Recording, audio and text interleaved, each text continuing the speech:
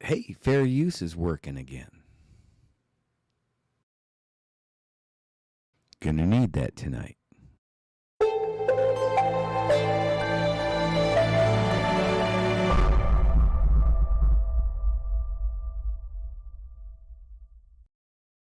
Guard against the acquisition of unwarranted influence, whether sought or unsought, by the military-industrial complex.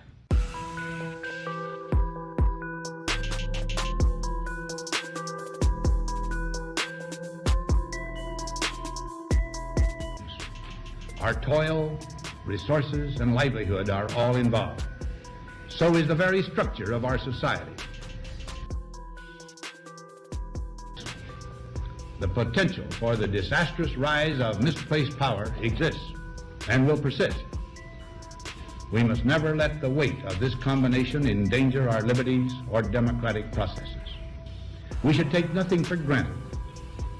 Only an alert and knowledgeable citizenry can compel the proper meshing of the huge industrial and military machinery of defense with our peaceful methods and goals. Hey, good evening, everyone, and welcome to another edition of the Bergy-Bit, which is part of the American Awakening. I have been working my ass off today. We are live streaming now on Facebook with at Operation Shadowgate, although I'm not entirely sure I got the permissions set up properly to be able to post, and I got to I think authorize a few people. Can't do that right now, though. So this is kind of like a soft launch. I do believe I mentioned on that. Thank you, everyone. Hello in the Twitch universe, the Twitchverse. What up? Evening. Missing parts. Hip, how you doing? Sorry, Hip, didn't get you clicked into Facebook. Patriot, looking good. Here we are. Where's my girl? Here we go. Missing one there. Southern Charms, there you are over in YouTube land. Let's hope I can keep from getting any strikes on YouTube land. I submitted for the partner thing with them, which is cool. And if I get approved, that's cool, because everything goes through my company, a registered Florida business, for-profit business, although that profit part of it we're still working out. And it's called BB Media.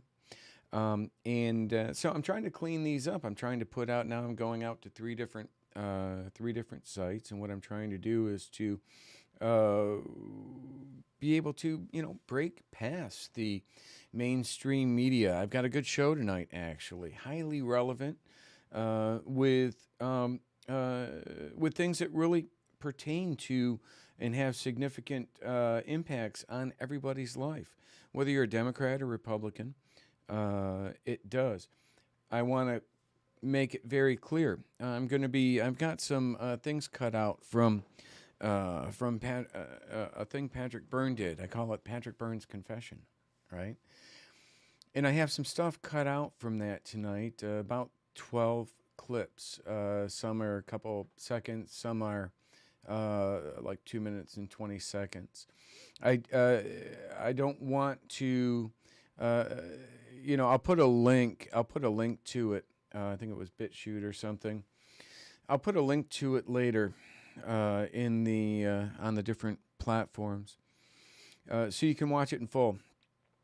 I'm pretty sure if I just played it in full, it would get the show would get blocked, and that's not my point either. There's certain very specific things, comments that he made in his confession the other day, and they include people directly tied to my story. So let me do this here. What do we got here? is Scott Bennett showing up tonight? I don't know. I came in at a different time, and I haven't called him back. I'm a very bad friend, so I need to call him back. But it is 7 o'clock, so I think actually he's probably doing a show close to now in California.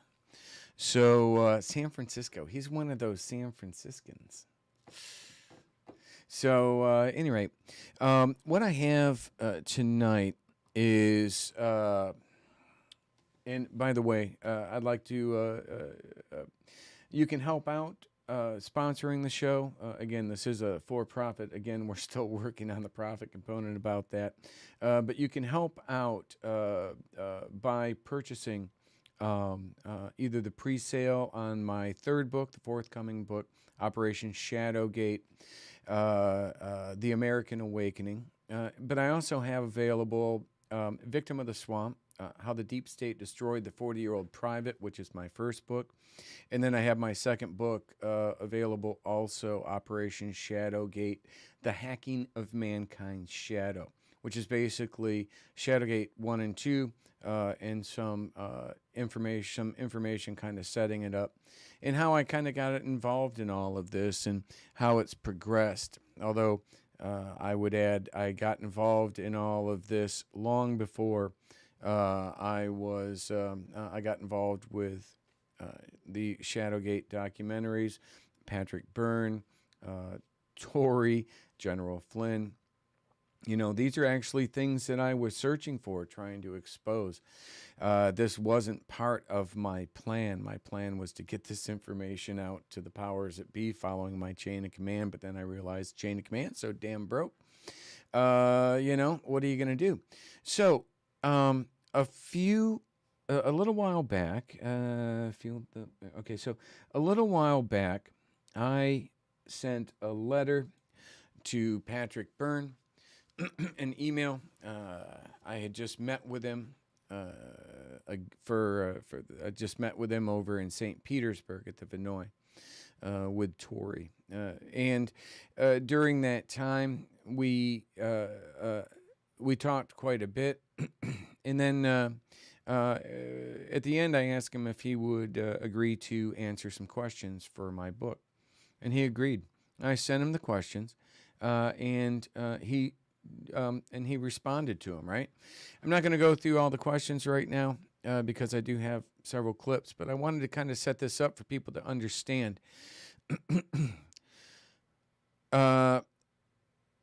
What Patrick Byrne is describing in his confession tonight is something Patrick Byrne described to me and three other people in the room back in November, maybe December, just before, the night before the women's march in DC, and we were. I can't remember what floor, maybe the 7th floor or something. It was quite high up there in the in Trump International Hotel. The four of us worked on his speech for a bit the next day because he was speaking in front of a large crowd. I've got video of that and such. Ran into Jack Posobiec there. And but during that time, what Patrick Byrne talked about in his confession, he explained to the four of us, 5 including Patrick Byrne. And I'll put it right out there. It was Millie, Gavin, Tory, myself, and Patrick Byrne, right? And so we'll leave some. Y'all know. But so Patrick Byrne's telling me this story that he's telling to everybody right now. He's telling all of us. But, you know, when it was all done, and I had, we had a very heartfelt conversation, open conversation. With full transparency, we smoked a little weed in Trump's, in his bathroom with the shower running on high steam. And then we chilled out. And I got to have an amazing conversation with him, right? And he heard my story, and he understood He was very sympathetic. Now we had been in D.C. with him since November. Well, I arrived around the 15th of November. I was invited by Millie and Gavin to as a whistleblower, but I wasn't going as a whistleblower for the stuff that for the voting machines and such. I was going as a whistleblower for election influence on the comments that I had made in my statements and claims in my KETAM that I had filed, which is a KETAM whistleblower lawsuit in D.C. federal court back in January of 2020. That, in fact, was what triggered, to the best of my understanding, Shadowgate, right? The Shadowgate 2, PSYOP, the Steel kind of fell into that. I was actually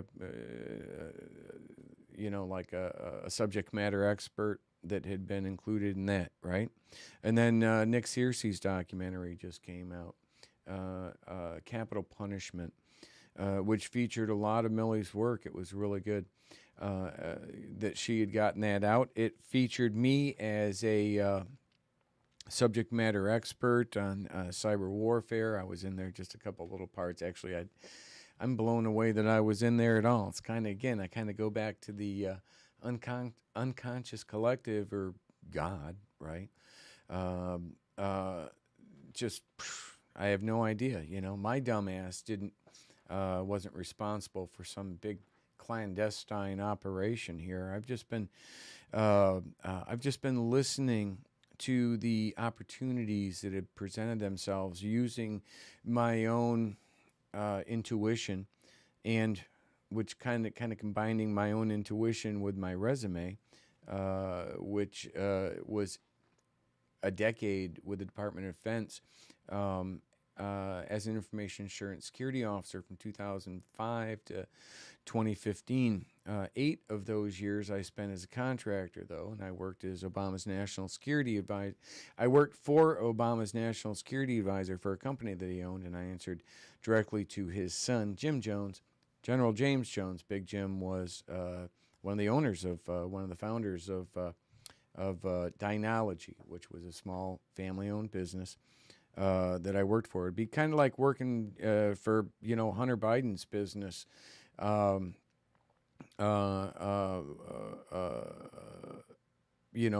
Minus all the masturbation and such that went on there, right? It was just like a small family-owned business, and I answered directly to Jim Jones, which would be like answering directly to Hunter, again, minus all of the, right?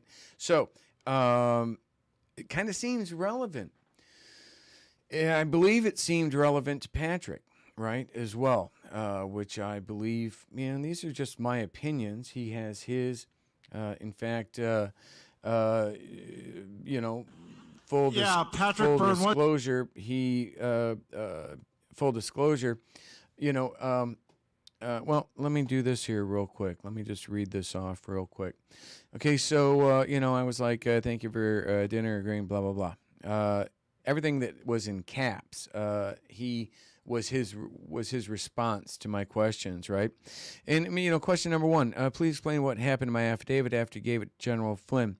We all met the day after you met with General Michael Flynn in your D.C. meeting room while waiting for Joe Flynn. You had taken all the affidavits from whistleblowers that previous night and gave them to General Flynn. And you told me what happened. But I'd like you to tell the story and perhaps add your thoughts. Sure, 3 things. And his 3 things were: your affidavit was read and absorbed, while whistleblowers were met with and debriefed. The whistleblowers were met with and debriefed. Everything they and you had to say got put into the larger picture. We were forming the information from the whistleblowers in Arizona could immediately inform what we were doing. Your bigger picture information, while I accepted as truthful, did not have a precise application, though it was valuable for our situational awareness. Maybe he was high on that one. he did say, but I'm going to read this. You didn't. I put in there also. You didn't expect softballs from me. I doubt. And he said, no, I did not. I said, I'm only seeking answers and truth, sir. I mean, no disrespect in the questions. He said, no worries. In fact, I personally believe I'd be disrespecting you, not bringing this to your attention, as their actions reflect directly on you. And this is not you, I don't believe.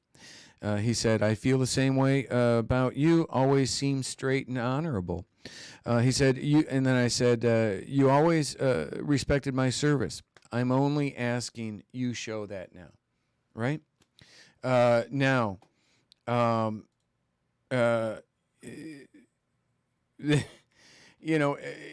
like, well, we can, not even going into this, but,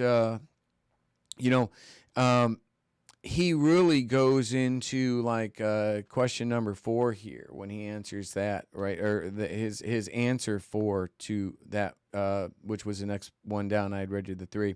He actually answered one more. And he said, Tory was taken out and interviewed by some people. I like to actually get this squared away. Tory was taken out and interviewed by some people I know from the intelligence community who are absolutely on your side, our side. They came back telling me she knows some things and has been behind the curtain, but she also lies, exaggerates, deflects, changes subjects rapidly, trying to throw people off. And we cannot rely on her for anything factual because we caught her in too many lies and exaggerations over 3 hours, right? And then he said, and that's basically, he was quoting what his IC community investigators concluded after a 3-hour interview, right? And these aren't probably slouches. These are probably pretty intelligent people. What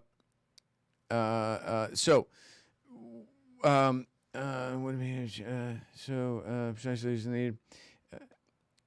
But precisely as I warned her they would do if she had not heeded a little coaching from me. Because you came in with her, you were painted with the same brush. But primarily, your information, while explaining the bigger picture, did not give us anything actionable to use in our battle. Did it? Maybe it did, right? So, it's one thing I like about Patrick. He actually is honest about stuff, at least largely, right? There are some questions that he needs to answer, I think. But, I was really blown away and appreciative by that, that he did take the time to answer. So, that's my connection and relationship to this. And like I said, that night at Trump Hotel, that night at Trump Hotel, everything that and this was back in like November, December of last year, everything that he said a couple days ago to that big crowd in his confession, he confided to us. Whether or not he had spoken about that and such before, I can't tell you. But when he comes out and says this and does this, and then references people that I know lack honor and have exhibited serious, like Sarah Carter, Dan Bongino. I've spoken about them in great deal. I've provided direct interactions with them, engagements with them. And so, what he said about Tory, right? He is now going around supporting Tory, right? And the work that she's doing. So I have legitimate questions as to his intentions right now and with what he says in this. So without any further ado, this is a couple minutes intro. Before I go to the couple minutes intro, I'm going to go back to my fair use button and throw that one out there. In fact, I should copy that right over. Okay, so burn response, and let's play this here. Patrick, feel the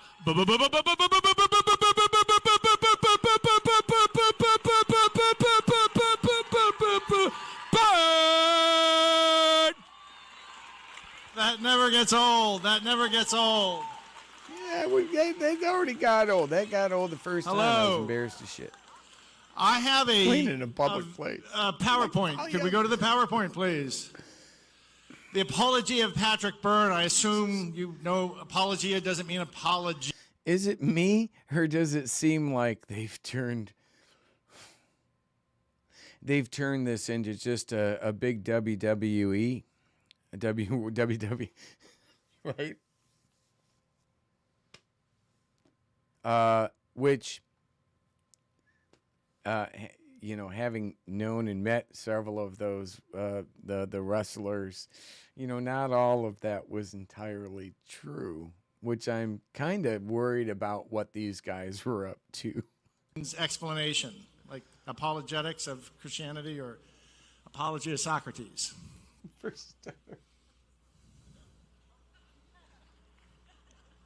Bongino had on former U.S. Attorney Brett Tolman and the ever-brilliant young Congressman Matt Gaetz to talk about the Patrick Byrne revelations. The story Patrick Byrne told last night to Martha McCallum, I watched it live, was really compelling. I couldn't believe it, some of it, but having some experience. Okay, Matt Gaetz has been covering my shit up, which connects apparently to Patrick Byrne, or he wouldn't have had me up in D.C. for several months, right? So why is he using Dan Bongino, who's known about this, is so connected and so corrupt, in my opinion, on everything Shadownet related, Shadowgate? Yeah, he did after Shadowgate and Millie Weaver's arrest, and everybody's attacking me. He did I'm going to hold off and do the Bongino 3-day rule. Well, that was a year and a half ago. Are you serious? 3 days, Dan? You better check your watch, right? So we got people here, and it goes far beyond that. Right after I gave him literally a signed sworn affidavit that I submitted, the key tam I submitted and this was in February of 2020, about a couple weeks after I had gone to D.C., submitted it in a D.C. federal court. I went and met him, an amazing supporter, bought me tickets to $450 piece tickets to his stupid-ass book signing thing, which I got a burnt steak from. And then, I meet with him, I shake his hand, he's like, awesome. Next day, I don't even know, he probably did it that night. He blocked me on all of his shit. And then, like a month or so later, he's coming out acknowledging his new like stock or ownership he got in frickin' Parler, which is owned by the Mercers, which were involved in Cambridge Analytica, which ties back into my crap, ties into Rudy Giuliani, whose client was Mike Tremarco. Mike Tremarco was suing Alexander Nix, who was involved in Trump's and all of the Russian collusion, which ties back into this. It all ties back into everything. So why do they have these two potato heads, which I can show you have acted with 1,000% dishonor, right? It's not like I'm taking somebody else's information and passing it along speculatively. These are people I have engaged with personally, shaken their hand. Matt Gaetz, literally in my chain of command, because before he was given that cush job on the Congressional Intelligence Committee, a month or so after as a freshman congressman, a month or so after I shake his hand, a month or so after I got a picture of him literally holding my affidavit, he's known all about it. I'm pretty sure he used it with to get that seat on the Intel Committee with Devin Nunes, who's known about it and blocked my shit. And if they're going to say that, oh, it's because of this freaking letter that Patrick Burns got, I held an above top secret clearance. And I never had a freaking DUI car accident, Congressman Gates. I don't know what the hell Dan Bongino's been up to. Obama's former national security advisor, but everything that he did post meeting me was is literally as corrupt as I could have imagined. What do you want? Do you want me to lie? Do you want to hear some great stories about how these guys helped me get this story out to avoid the election influence that we ended up with in 2020? Do you want me to tell you how great they were when Millie Weaver was arrested, while uploading a documentary that was exposing my claims as a whistleblower based on my key tam, Shadowgate, based on ShadowNet, literally the commercial application that I helped in pioneering for the DOD as a weapon against our country, as a weapon against our adversaries to protect our country, and you've got these guys that are selling it commercially to influence U.S. elections. That's my key tam. That's what I took to Sidney Powell, what I took to General Flynn, what I took to Patrick Byrne. But they wanted nothing to do with that. They had their own plan. Again, plan. And they were the whole thing, which I'm documenting in my next book, Operation Shadowgate, The American Awakening, the evidence, the text messages of me, the engagements of me with these people before my affidavit, my key tam, and then before Shadowgate, post Shadowgate, all through here, I'm documenting the actions of these people, all now still tied to this that I've been trying to warn everybody about for several years. And now they're Patrick Byrne's ally. So I need more than that, because Patrick Byrne seems to surround himself with people who are largely full of shit, which sucks, because his argument with me was that I surround myself with Tory, who is full of shit, right? So where is that? I surround myself with Tory, who's full of shit. There we go, Z. So, let me do this. And it's going to make me restart that, but I'm going to go to the next one anyway, right? So right there where he says, in general, though, you have to understand that Mike and I, right here. 5, primarily your information while explaining the bigger picture did not give its extra. I read it in here earlier, right? It was my being associated with her that was the problem, right? So, which I can't go into that, right? We saw it earlier, right? So now he's associating with the same people that he said he couldn't trust me with. He couldn't trust me because I was associating them with. But I wasn't associating with them, with Tory. Tory had contacted Millie and Gavin, who were legitimately asking questions about stuff that was very much in line with what I was exposing. So she saw them. Now, Tory's very close friends with Roger Stone, with these other people and Alex Jones, who attacked us. So it's all super sketchy. And again, all these people are looking at subpoenas. Ali Akbar, all these people are looking at subpoenas right now for their involvement in the J6. We've got patriots, 600 or so, that are sitting in jail right now. And they're being represented by these same people that I've been saying are bad. I've been saying have demonstrably behaved dishonorably.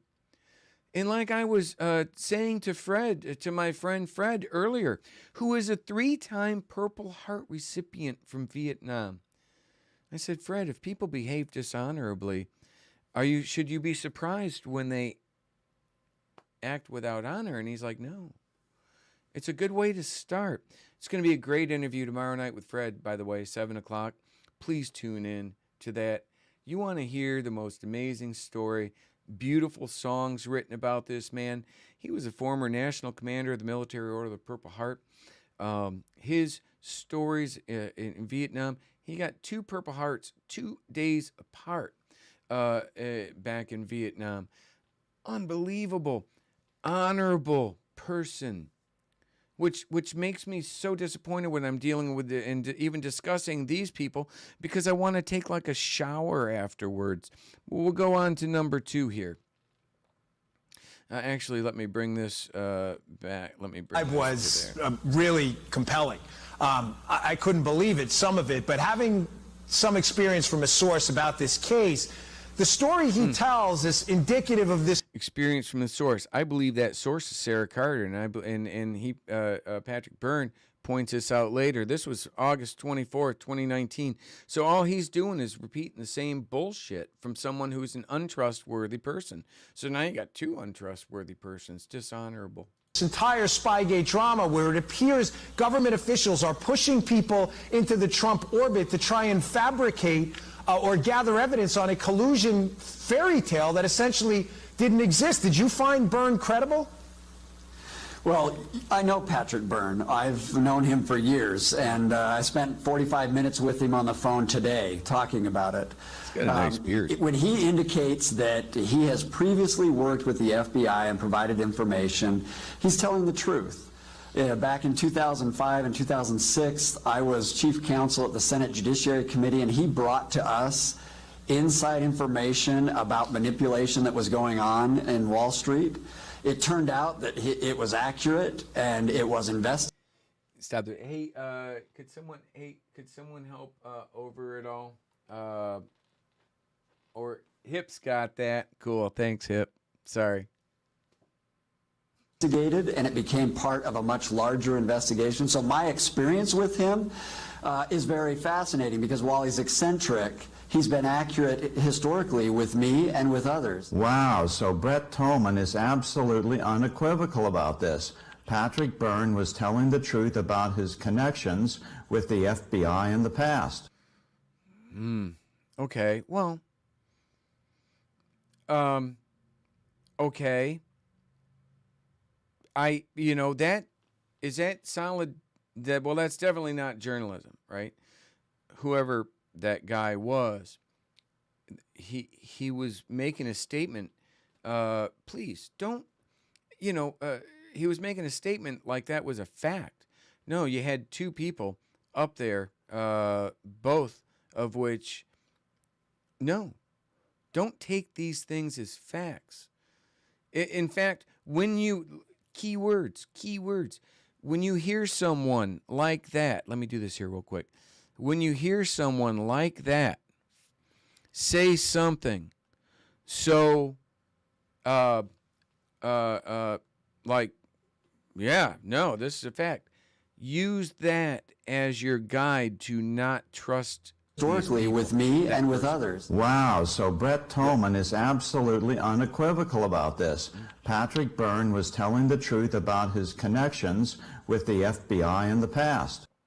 So the way he phrased it is like, oh, wow, this person was, and he's phrasing it like, wow, these are, no, it's not.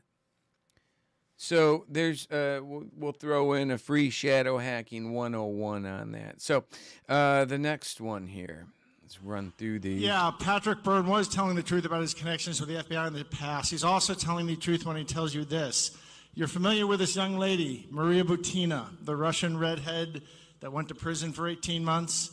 We're going to be running people, over. I know, I see on social media all these weird questions that get asked of me. It's all going to make sense if you listen to a tight, brisk, but well-organized 30 minutes. It's all going to make sense. So yes, I did date her.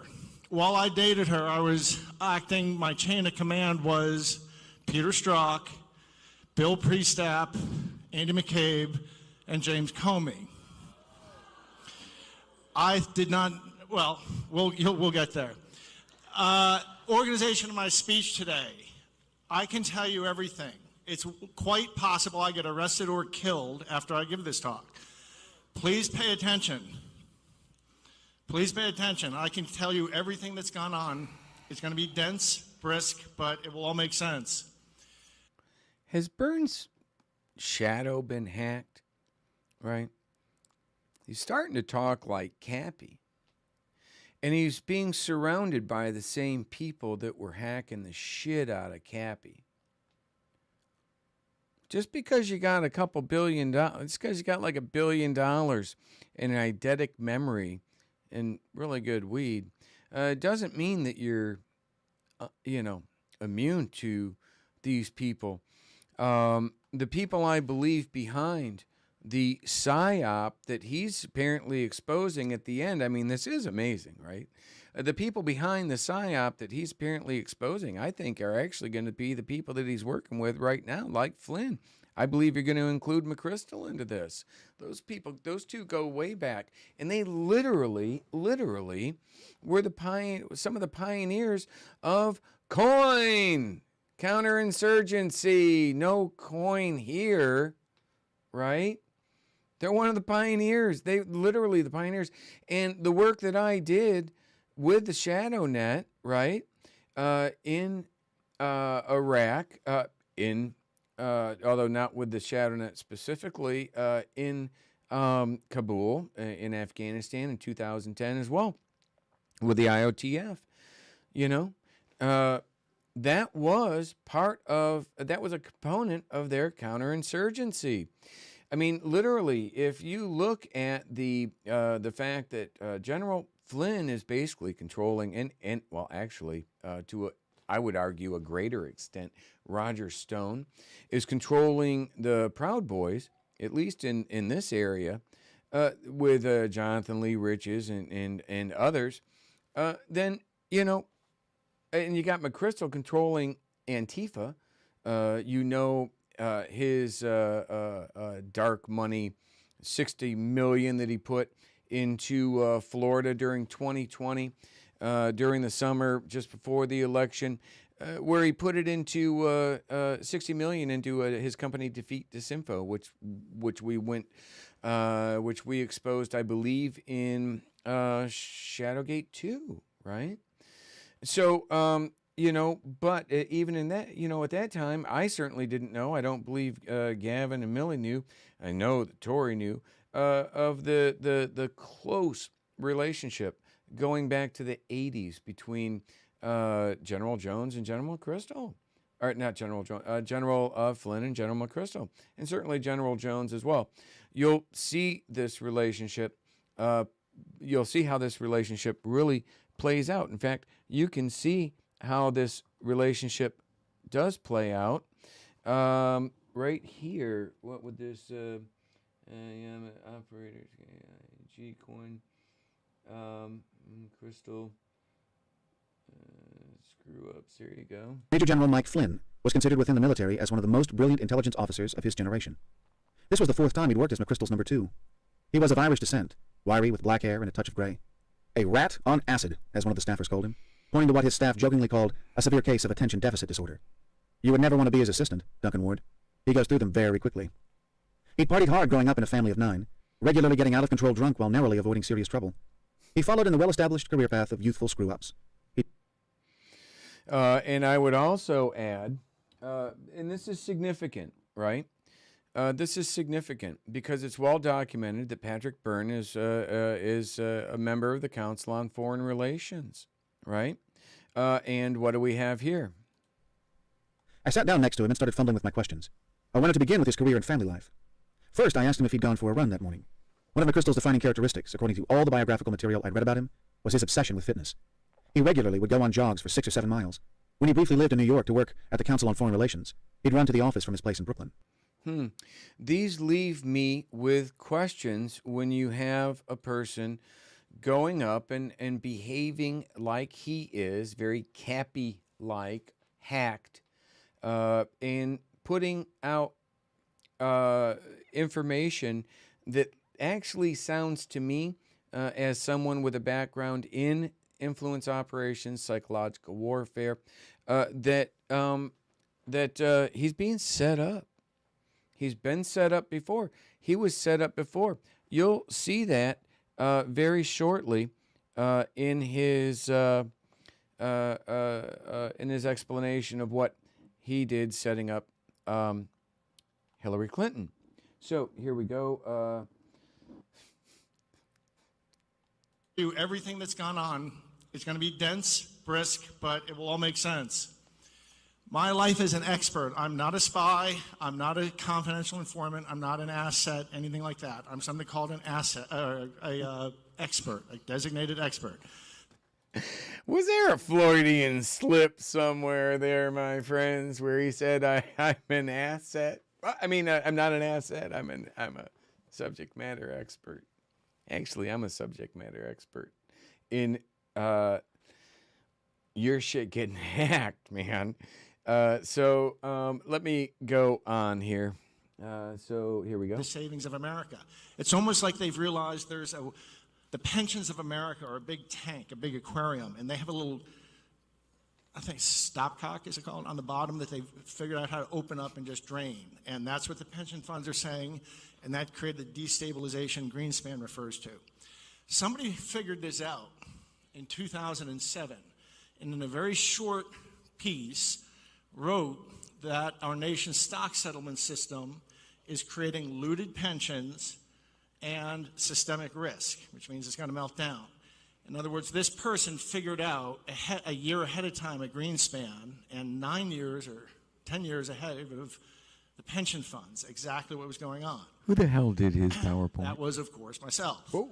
And I actually figured it out in 05. Dashing young man. And ever since I went public about it in 05, I was portrayed in the press as this crazy, UFOs coming out of my head to suggest that the SEC is not really protecting you, America. It's actually in bed with Wall Street. 15 years ago, that was considered a far-out conspiracy theory. And see if this sounds familiar. I was saying, look, there's this institution that everybody trusts, the settlement system of Wall Street, that you think is, I might think there's a little slop at the edge, but you think it's rigorous? No, it's really sloppy. It's filled with 20, 30% slop. You have no idea. And everyone said, that was crazy. Well, it turned out it was exactly right. It's what Greenspan said in 08. It's what the pension funds have figured out. And it's just like today. I'm saying there is a institution that everybody trusts. They think it counts things accurately. It's called ballot counting. And no, there's far more slop. It may be 20 or 30% slop. And everyone who's telling you different is gaslighting you and doing this kind of stuff. See, now, who's telling him that, though?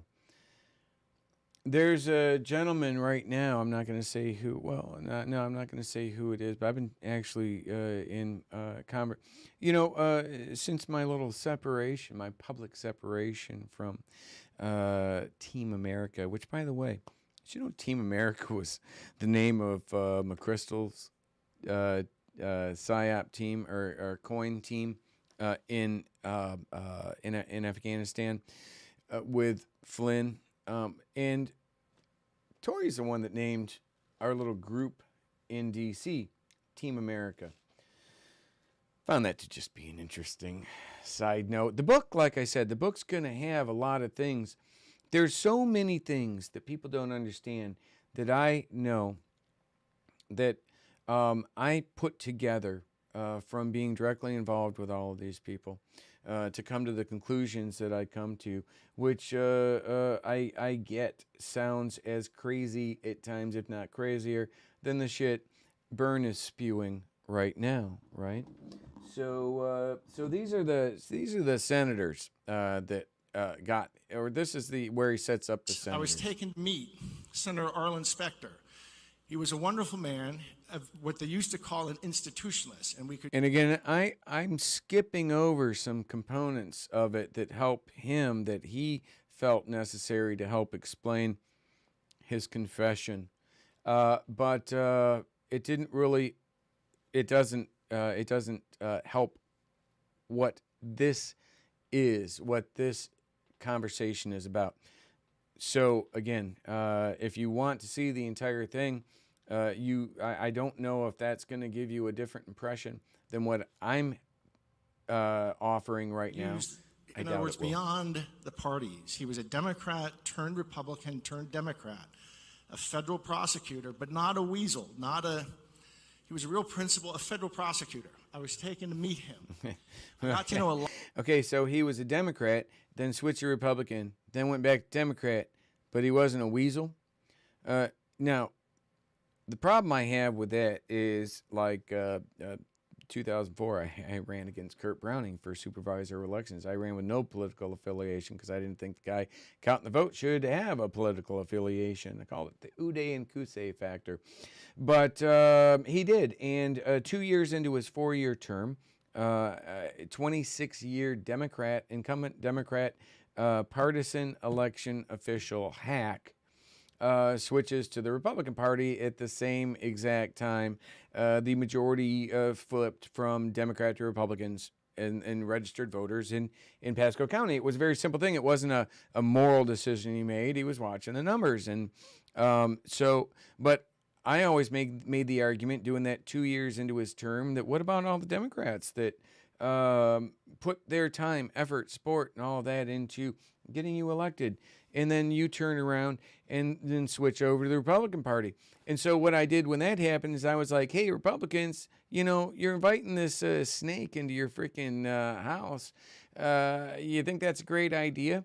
So for that, the answer is, well, now this guy is our supervisor of our education guy here, superintendent of schools in Pasco County, and they can't figure out which bathrooms, how to label the bathrooms right now.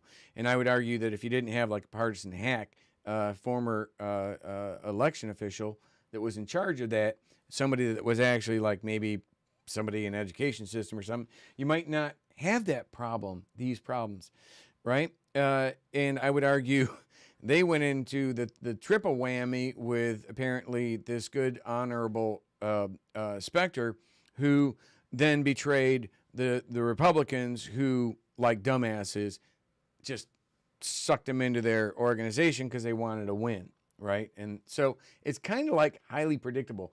I am, as I say, a subject matter expert in predictive behavioral analytics.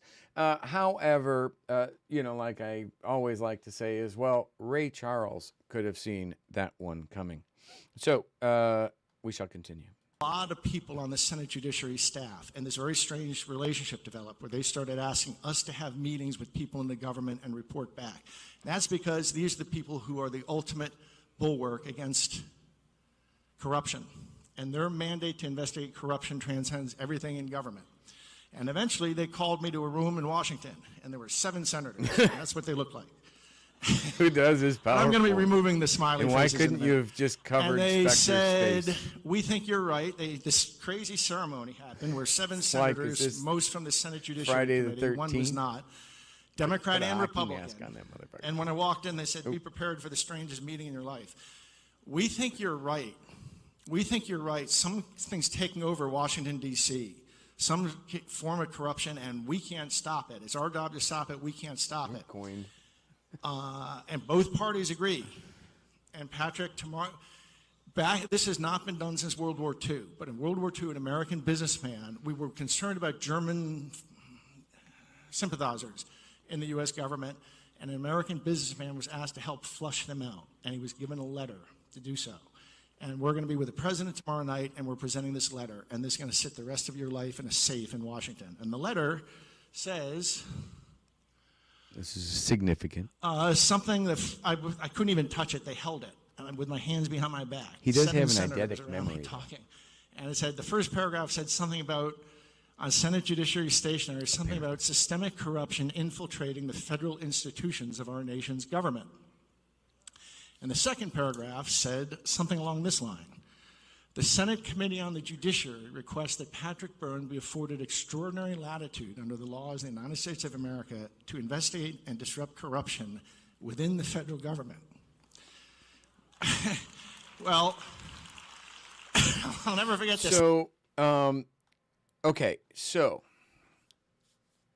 I went when I was in January of 2020. It may have been 2019 actually, like December 2019. I'll have to double check that. I think it was actually December 2019. I went to the Senate Judiciary. I sat with them. No, it was during the. I'm sorry, it was during the impeachment, because I remember watching the impeachment trial from the CNN from CNN, which they had playing in the lobby of the Senate Judiciary Committee, chaired by our good friend Mr. Graham, whom I engaged actually a couple years earlier. He has a copy. I gave him a copy of this book, which told a lot of the story. A lot of Shadowgate was based on it. So he had had that since 2018. So again, I wonder. And I spoke with investigators 45 minutes in January of 2020. And I went there and said, hey, why the hell, I've submitted this officially, and you guys never got back. As an information security officer with the Department of Defense for a decade, that's kind of like illegal. It's against regulations. So they sat with me for 45 minutes. But then, 3.5, 4 months later, Shadowgate happens. Byrne apparently has a letter, that letter from the Senate Judiciary Committee. Was he re-engaged? Did Lindsey Graham or somebody at the Senate within the Senate Judiciary engage him for that?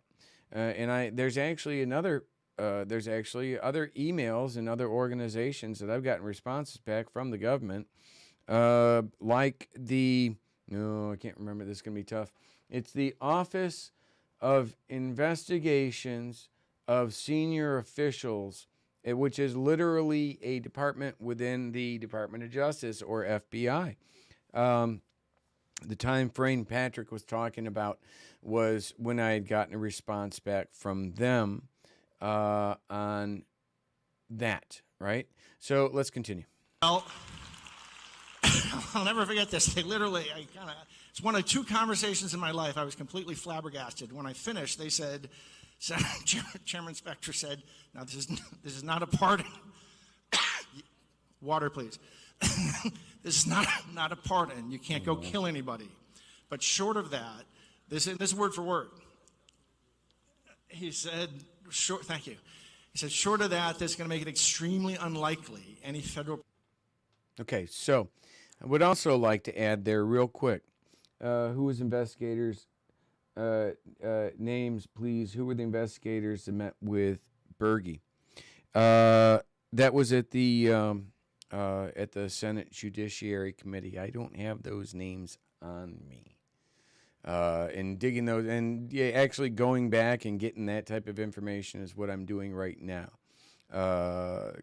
Putting it all together for Operation Shadowgate, The American Awakening, which will be, which is available on Freedom Stream right now, freedomstream.tv for pre-order, and you can help me with the time and such that I'm putting into not only producing this book and the expenses of shipping and everything, but to actually the time I'm putting into this. And by the way, I also have, as many of you know, an investigative journalist in this area that's going to be helping me out beginning January 11th for 2 weeks, 12 hours a day. Is committing to take everything that I've had put together between that time and help it make sense.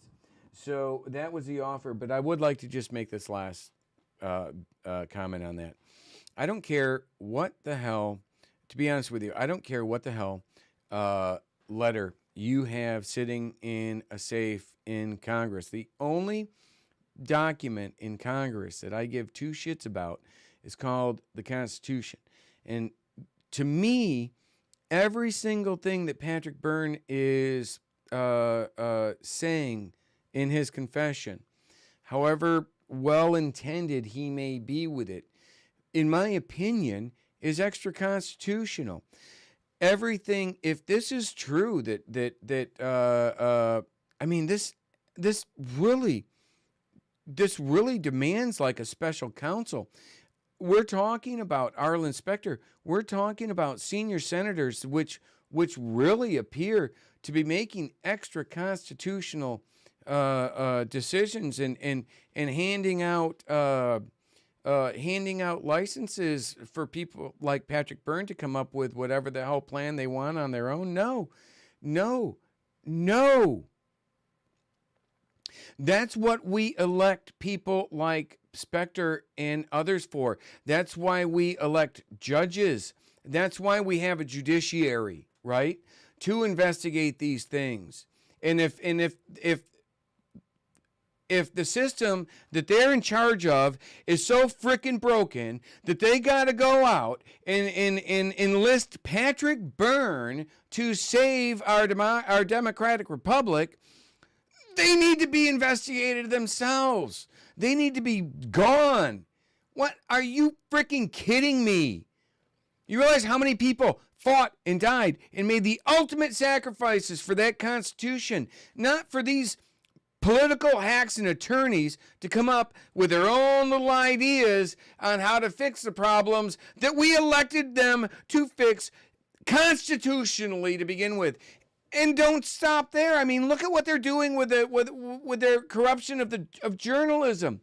They're literally the government. Emma Bryant in Shadowgate 2. We showed that in her in her well-cited publication called Pentagon Jiu-Jitsu, where she explains how the argument between the PAO and IIA, TRWI, Trans-Regional Web Initiative, IIA, guys, Interactive Internet Activity, IO, between the PAO, the Public Affairs Office, and the IO guys, there was this debate. There was. I was there watching that debate, and that debate is if you pay journalists to put out bullshit and you've sworn an oath to protect the Constitution, you are inherently destroying the integrity of journalism, which is a First Amendment protected right. I mean, it's there to protect our Constitution as much, if not more, than the people we train to shoot. Who are the people that are turning around, coming up with the best plan as to that involves destroying the integrity of journalism? Needs to stop.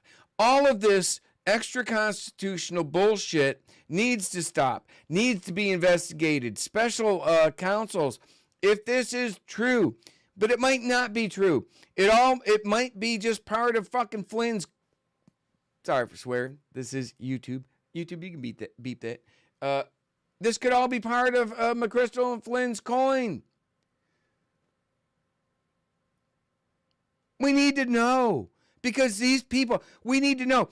These people who are pushing this coin shit, who are pushing this stuff, are responsible for 600 patriots sitting in jail right now, and hundreds more awaiting a decision to be made on their lives for being nothing more, in my opinion, the vast majority of them, just patriots exercising their rights. And before Democrats are like, oh, you should. No, you're next, dumbasses.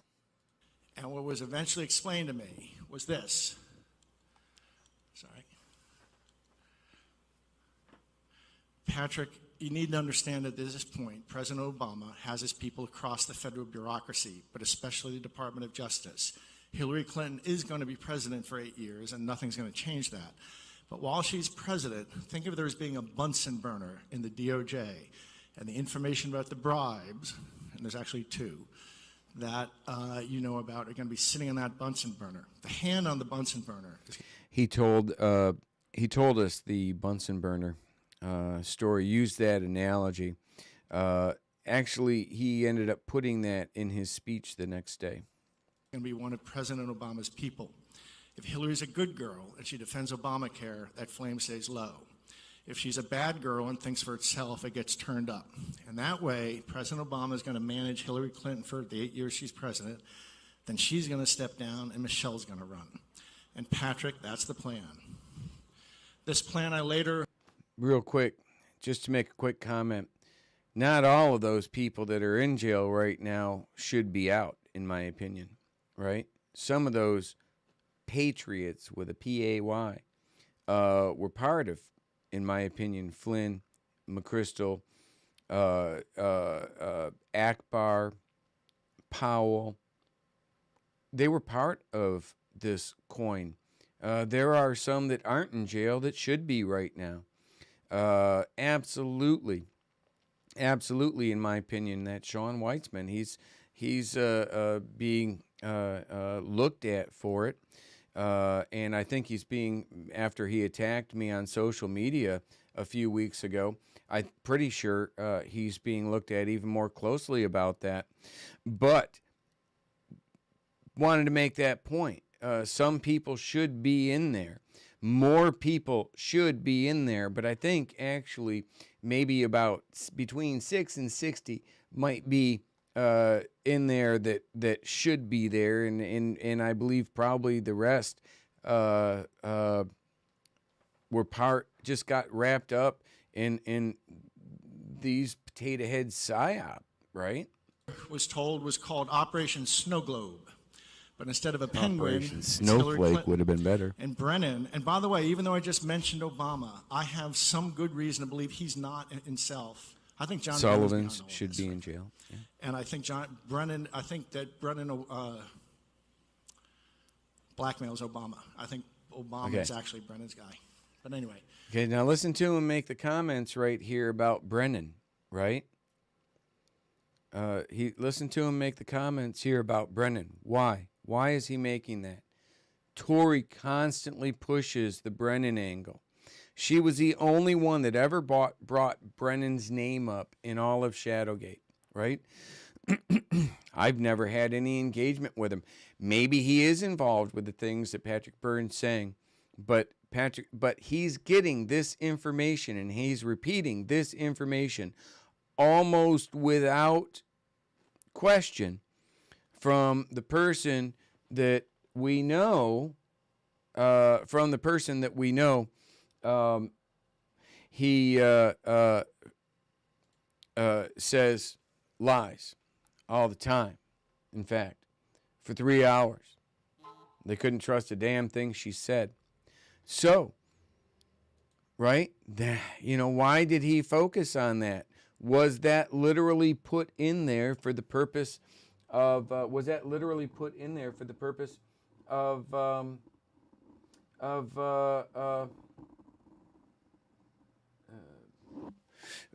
For the purpose of Tory, right?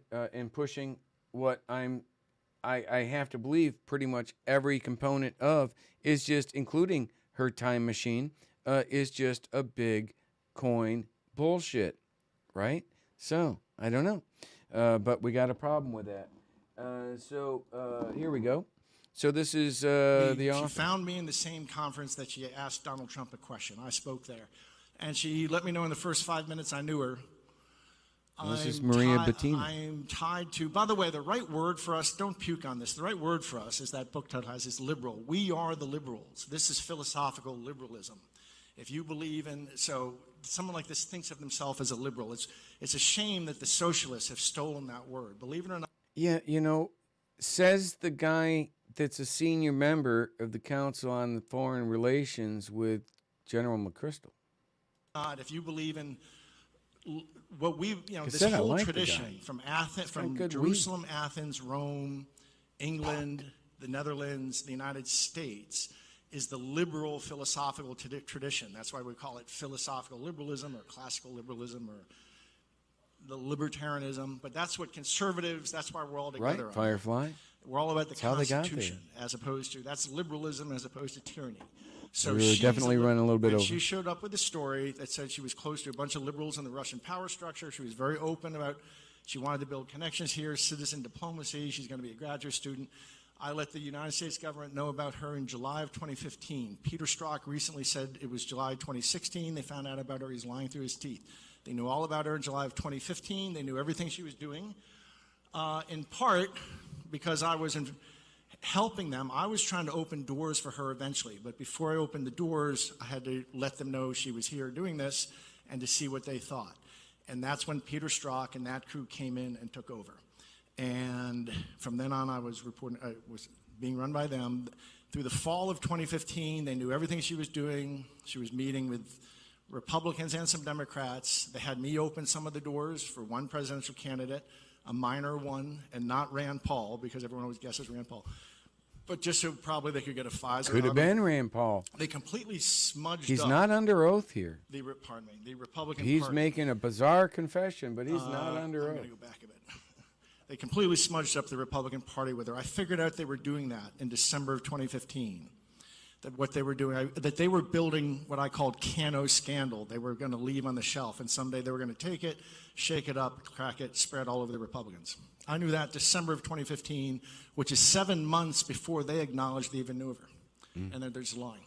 Yeah, but again, he's getting this information from people like, and he's having people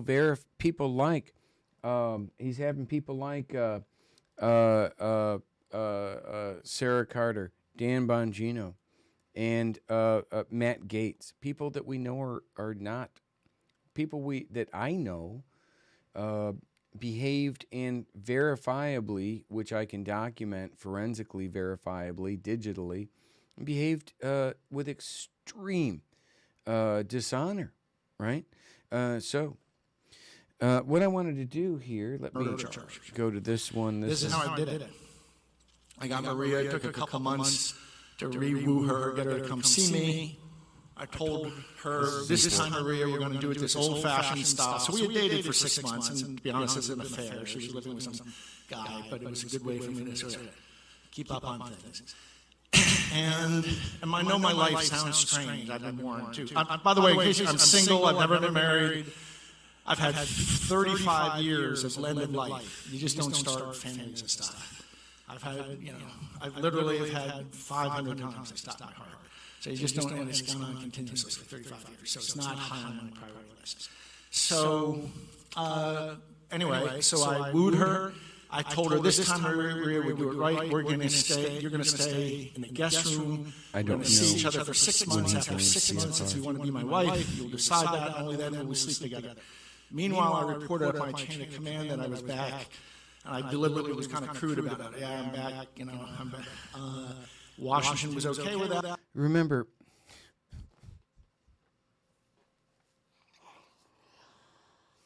and I hate to be the one that reminds everybody about this, but he's literally just described that he was acting on the orders and authority of Stroke, Peter Stroke, Comey,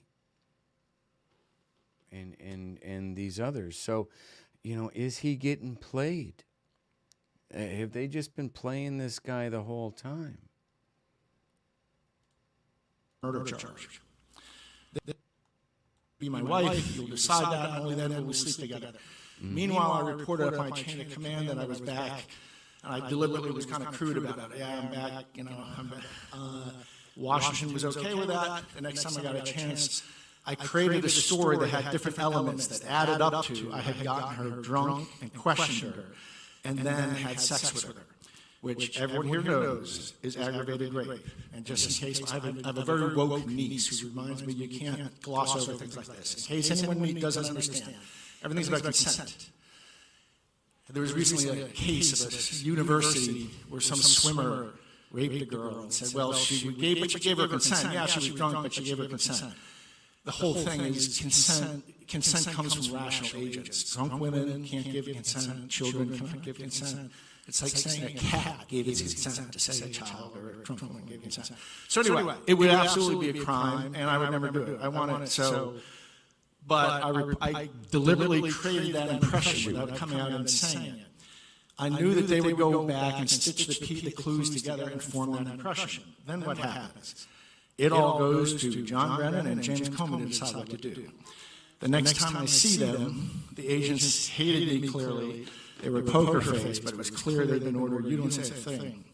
So, when at some point they asked me, That's off. Someone told me I'm getting an echo. Nothing should be echoing. We'll try to keep this down a little bit from the speakers. But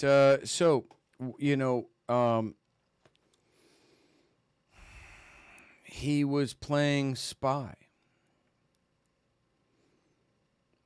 Cappy thought he was playing spy.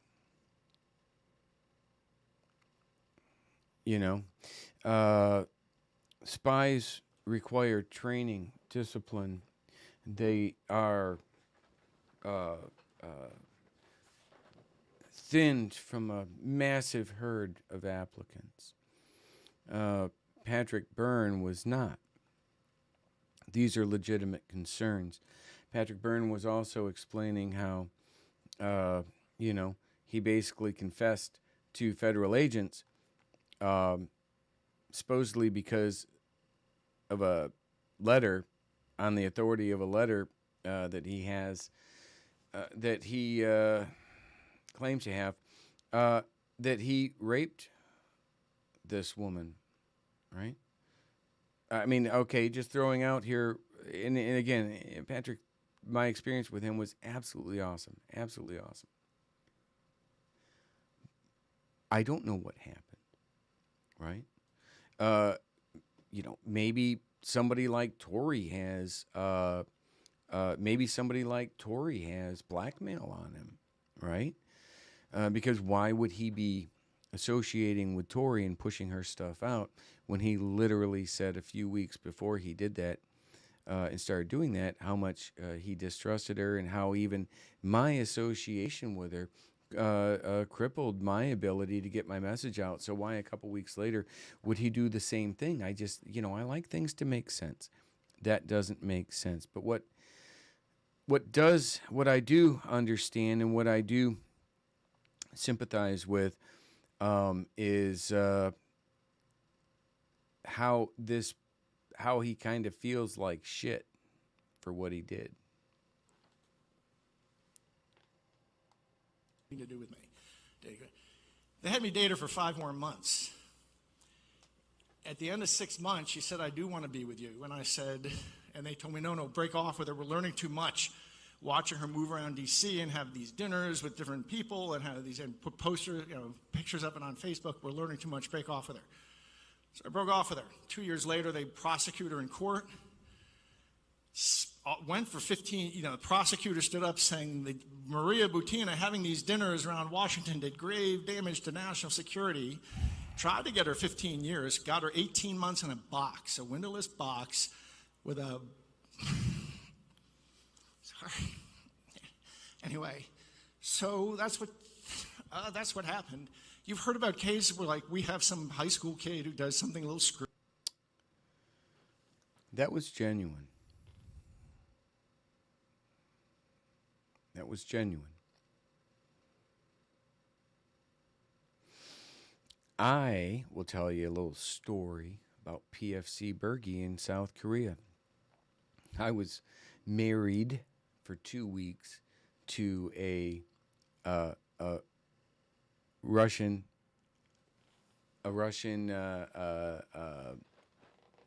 Korean, dual citizenship. She was born in Novosibirsk, Russia. Her name was Jana. We were married for about 2 weeks. And, I told her, and I met her the day that my divorce was finalized. I'd married 10 years. I was served papers while I was in Afghanistan. I didn't, there was no infidelity or anything like that.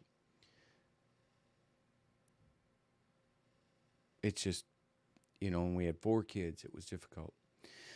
So here I am overseas. I'm in South Korea right now working on base, USAG Yongsan. I just been there a short bit. In fact, my wife and my then wife and kids were mailing their clothes and such. I had a nice big apartment already, and I was literally expecting them to come there, and then all of a sudden things fell apart right? They do. And so, after that, I'm like, okay, well, I'm in South Korea. I had to stay there to be able to work and continue to provide for my kids.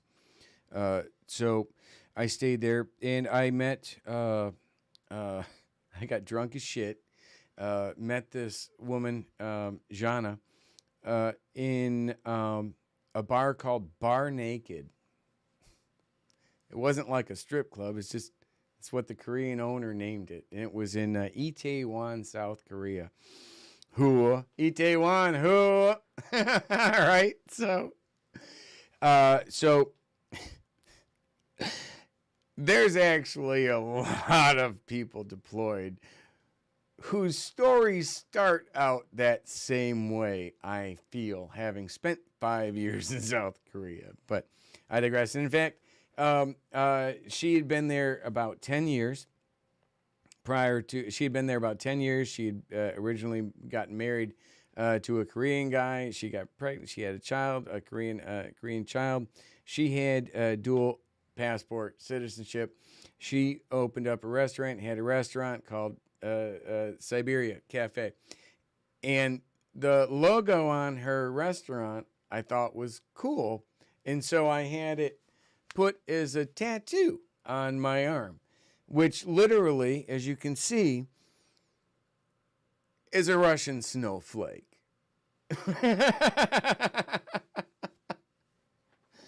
It's actually the Russian letter for Ja. And turned into like a snowflake and made into a logo, right? We were we got married, got divorced 2 weeks later, but the moral of this story was we got divorced because a couple weeks later because I had given her very explicit instructions.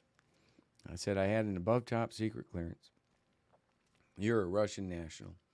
From the second time we ever met, I filed with my security officer a memorandum of contact, then a memorandum of, close continuous contact as things progressed. Then a memorandum of, just all the way through. I followed the rules. This is what you do. You're allowed to have a life. You're allowed to have a relationship, even if you have a clearance. But you have to follow the rules, right? You have to follow the rules, which I did. And so I found out that she had gotten a loan to open up her business originally before we were together. It didn't tell me about it, and the person that she gotten a loan for was involved at one point, with like a Russian mafia. You gotta love that, right? But being that she was raised and grew up in Novosibirsk post-perestroika, everybody was. You were either in the Russian mafia or you were a victim of the Russian mafia. So when I say that, you got to understand the caveat to that. But it wasn't a big deal, but she should have told me about that. And so what I did is I filed a memorandum with my security officer, right, which saying, listen, this information's come to light. I cannot have my clearance and have this sitting out there. So, and it caused a shitstorm. Again, doing the right thing doesn't always feel the best. Sometimes doing the right thing, following the rules, sucks really bad. Almost certainly contributed to such a short thing. But then actually we ended up dating for about a year after we got divorced. Sometimes these things are difficult. And when he was like becoming very emotional on the decisions that he made that he thought were right, yeah, I get that. right? These decisions have very real impacts on people. They do. And sometimes we don't make the right decisions. I believe, or sometimes we wish we could have it to do over. But you know what? If I had it to do over, my stupid ass would probably do it the same way again. So what I want to do here is skip over, and I want to go to the next one here to kind of show you again. These are some of the things I have problems with. Telling you the truth, because who would possibly do something like this? Well, I can tell you Sarah Carter interviewed Maria Butina as soon as I went into the DOJ 2.5 years ago and told them this story. The next day, they were in her jail cell saying, like, are you okay? She told them, are you kidding? Patrick's the most perfect gentleman I ever met. There's never been I set this up so clean. I was flying her around in private jets, helicopters, white tablecloth. Didn't lay a finger on her. She slept in the guest room. She confirmed all that to the DOJ. She confirmed all that to Sarah. And Maria is now a free woman in Russia. And she's just been... A free woman in Russia? She was just elected CFR's to the Duma, which talking is her there, great buddy. dream. She's to the Congress of Russia. And she's become a real hero. You're also thinking who would possibly do something so crazy Correct, as to Michelle deliberately Lee. make the directors of the FBI and CIA suspect them of aggravated rape and a potential homicide, right? I already told you. I'm the guy who goes to extreme lengths to accomplish what the USG Well, that's a convenient alibi. And what too. had I the wish I had USG one of those asked? fucking letters. Penetrate the would need corruption, it for infiltrate in something the like U.S. that. government, find and disrupt the deep state, don't kill I'm going me. to come up with a better plan Who are these people? than confessing, Well, besides than Arlen myself Specter, the confessing senator who to came to rape Utah, and who used to take attempted me for murder. walks, that was Orrin Hatch. Oh, The senator, cover that back there was up. one senator I talked to about my favorite moment in life, the day I was making maple syrup. That was Patrick Leahy from Vermont. Would somebody shave his I was talking about eyebrows? maple syrup. Chuck Grassley and Patrick Leahy I and get Chuck some- Grassley have gone some on to be the zingers ranking coming Democrat out and Republican myself members of the Senate sometimes. Judiciary Committee. Senator I've never named him publicly. Senator Crapo was there. I'm not going Senator to tell you the Crapo? other Democrat because I didn't know him at the time, and I'm not 100% sure. I'm about He's not 70% 100% sure, but he's who got it a was. fucking There was another eidetic Democrat. memory. I'm just not. He was a medium height man, brown hair. Which means you Kinda held remember himself everything. like a general, slim. I remember him, but I'm not entirely not. sure, so I'm not going to use his name. There was somebody who was not on the committee, and that was Kit Bond. And they're the ones who stood in that room and asked me to do this 15 years. Right? So, Sarah Carter can vouch for him. Now, But this you is want the to know last what one. happened, and here's the summary. On the last slide, there was an Operation Snow significant. Globe to put Hillary Clinton in a snow globe and own her. The Russia collusion delusion. Look at this. And this Bezmenov psyop through which you're living through now. I believe these are connected by these are all connected events. I think there's one person behind it. If you want to know Although I who the don't know person about is, this. you want to know who the person is? There's a simple way to find out. Extraordinarily simple way. Who signed off on the rape and murder of Maria Butina? I found out last summer the federal people. So, in other words, if you can prove that, that he confessed to raping and murdering Butina. Hey, Patrick, maybe you should have gone with my freaking Ketam. It was a lot less complicated, and it would have solved all of these. It would have answered all these questions, man. People came to me. They showed me a document that showed. I can't say whether the Hillary bribe occurred or not. This document would make me more likely to believe it occurred. They also told me the agents picked up on exactly what I was laying down. It didn't take them 10 minutes to put the clues together. It took them 10 seconds. They immediately went back and said that Byrne had gone crazy, pulled the plug on the mission. They That's were not overruled. what it was, Sarah. And then the agent, we could tell it hurt this guy to say it, but when he said, and then when you offered to murder Ms. Butina, Patrick, they immediately went and demanded the mission be scrubbed. They said they would not take part of it anymore. I said, well, it wasn't scrubbed. It went on for 5 more months. Yeah, it is They weird. said someone else took all responsibility. So either Peter Strzok, Andy McCabe, Priestap, Comey, or John Brennan signed off directing, somebody in the deep state signed, there's a piece of paper directing 3 federal No, agents she's in turn a blind Congress, eye Holy to rape and murder, Holly. so as to Russian keep cooking Congress. a Russian collusion delusion that we were setting up together, although I thought I was helping them do actual national security work. If you want to find out who's behind everything, there's a piece of paper. And remember, I got to, as you Trump supporters, I have to mention this. Trump got in a lot of trouble in October 2016 for something he said, Access Hollywood, you can grab women, blah, blah. And that's not nice. That's very, shame on you, President Trump. Don't talk that way, please. That same month, my chain of command believed that Maria Butina had been manipulated, seduced, drugged, and raped by a guy plotting to and offering to murder her. They kept me on her, setting her up for 5 more months so that the day Trump then met Putin, an hour before Trump met Putin, they arrest Maria Butina, headlines for 9 months. She was the perfect prop for the Russian collusion delusion, which is they're all lying about. It all started a year earlier. It was set up from July 2015, and I stumbled over, is why this played out like it did. So, sequestered soldier made a comment, hey, don't, let me do this here. Be careful not to disrespect those who have used your info and have treated you with respect. Is that what it's about, or is it about the truth, right? Is this about... See, that's the problem.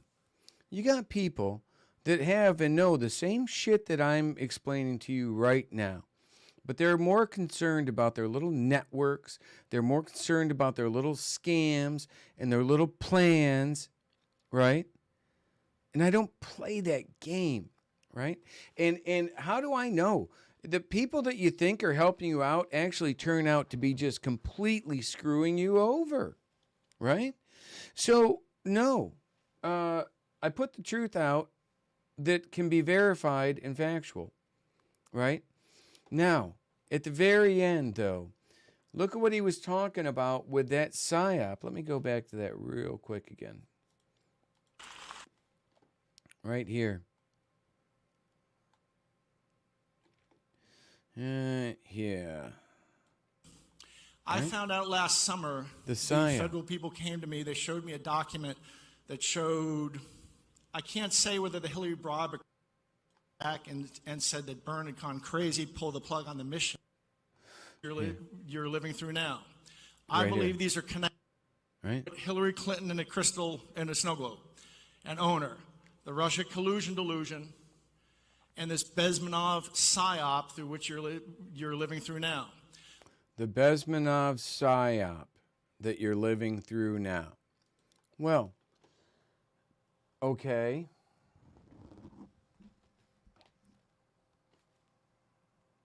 Yuri, where do I have you? Do I have Yuri in here? I believe I do. Where's Yuri? Akbar. Where is Yuri?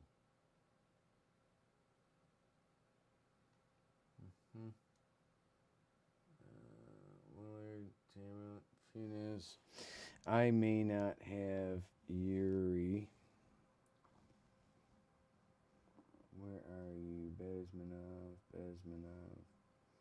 But anyway, you can look at Yuri Bezmenov, his information. If you Google Bezmenov and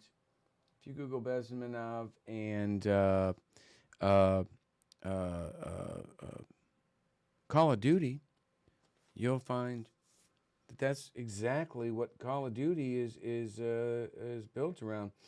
And you'll also find that if you dig a little further and you find like Call of Duty, either Foundation or something, not make sure it's the right one. I don't think it's Call of Duty Foundation. It's the other one. Maybe I got that under Jones, Roberts, Fox, Roberts, Jones, James Jones. No, I don't have that. That's a good one, though, right there. We got to go into that again in the near future.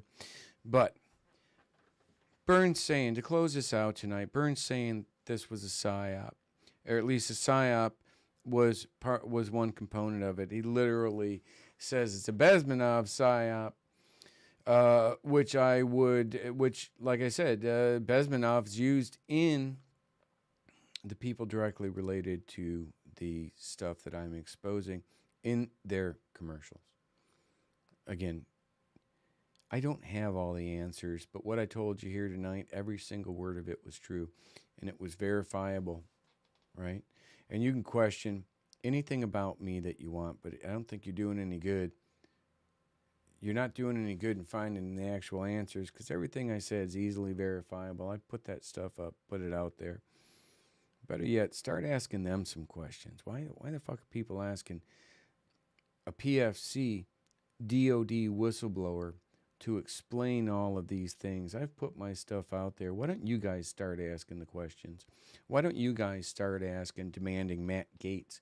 Why don't you start demanding that Dan Bongino? Why don't you start demanding Sarah Carter, Patrick Byrne, General Flynn, Sidney Powell?